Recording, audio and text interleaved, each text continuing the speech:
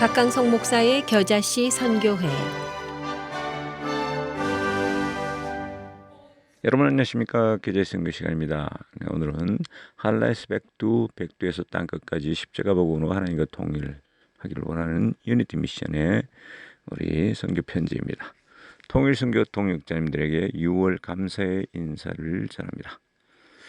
2023년도 6월에도 하나님 우리 아버지와 주 예수 그리스도와 보혜사 성령님을 쫓아 은혜와 평강이 통일 선교 동역자님들의 교회와 삶, 가정과 일터에 가득하기를 기도합니다.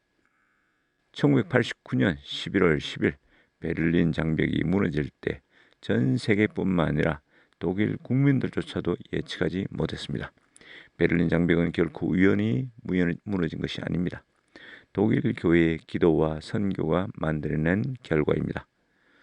서독교회는 45년 가까이 기도와 동독 선교를 해왔습니다. 그들은 반드시 십자가로 통일된다는 믿음을 가지고 지속적이고 일관성 있게 선교를 감당했습니다. 통일 당시 콜 수상은 교회가 없었다면 독일 통일은 없었을 것이라고 공언했습니다.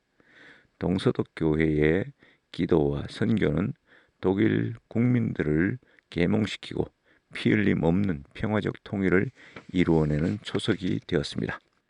그리스도 안에서 십자가 복음으로 하나님과 북한, 한민족이 통일되기를 기도하며 선교할 때 독일처럼 그날이 우리 눈앞에 불현듯 나타날 것입니다.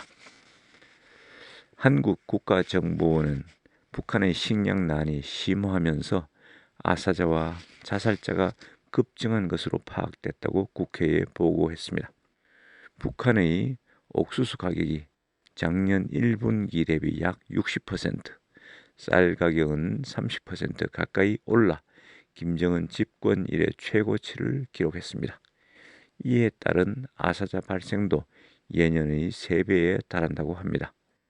민생고로 인한 내부적 불안 요인이 많이 비화됨에 따라 강력 범죄도 3배 가까이 폭증했고 물자 탈취를 노린 사제 폭탄 투척 등 대형화 조직화된 범죄도 발생하고 있습니다. 특히 자살자가 지난해에 비해 40% 정도 증가했습니다.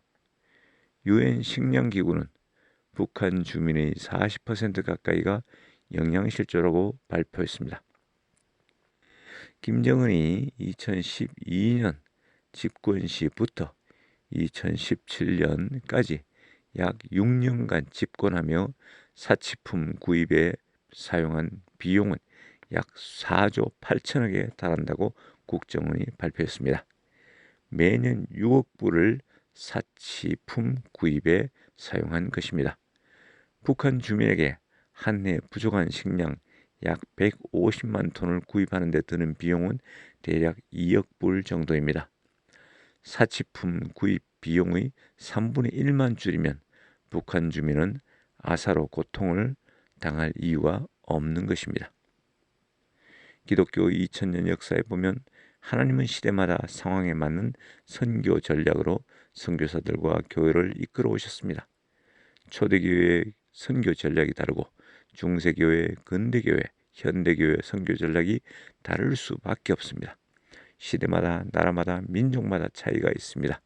선교 대상에 따라, 선교지 상황에 따라 다릅니다. 선교지 상황에 대한 현장 분석과 끊임없는 연구가 선행되어야 합니다. 선교지 상황은 변화하는데 선교 전략이 변하지 않는다면 선교의 효율성은 떨어질 수밖에 없습니다. 특히 통일 선교 현장은 시시각각으로 변합니다.